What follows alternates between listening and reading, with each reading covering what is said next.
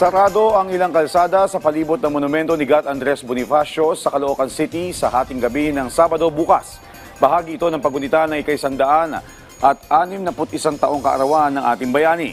Kabilang sa isasarang daan ay ang MacArthur Highway mula Calle 4 hanggang Monumento, Samson Road mula Lapu-Lapu Street hanggang Monumento, sarado din ang 10th Avenue hanggang Monumento at General Rosendo Simon hanggang Monumento dahil dito pinapayuhan ng Metropolitan Manila Development Authority ang mga motorista na nanggaling o manggagaling ng MacArthur Highway na kumanan sa Reparo Road, kanan sa Kasoy, kaliwa sa Mango Road, kaliwa sa Araneta Avenue, kanan sa Heroes Del 96 at kaliwa ng 10th Avenue. Mula naman sa Rizal patungong EDSA, maaari silang kumanan sa 10th Avenue, kaliwa ng 5th Avenue at kanan ng EDSA.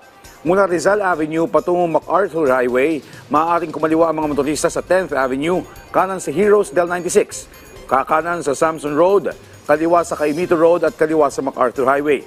Ang mga motorista naman na patungo ng Sangandaan mula Rizal Avenue ay maaaring kumaliwa ng 10th Avenue at kanan ng A. Mabini. Mula EDSA patungong MacArthur Highway, ang mga motorista ay maaaring kumanan sa General Rosendo Simon, kanan sa Calle 1 o Calle 4 at kanan ng MacArthur Highway. Magpapakalat naman ang MMDA ng kanilang mga tauhan sa mga apektadong lugar.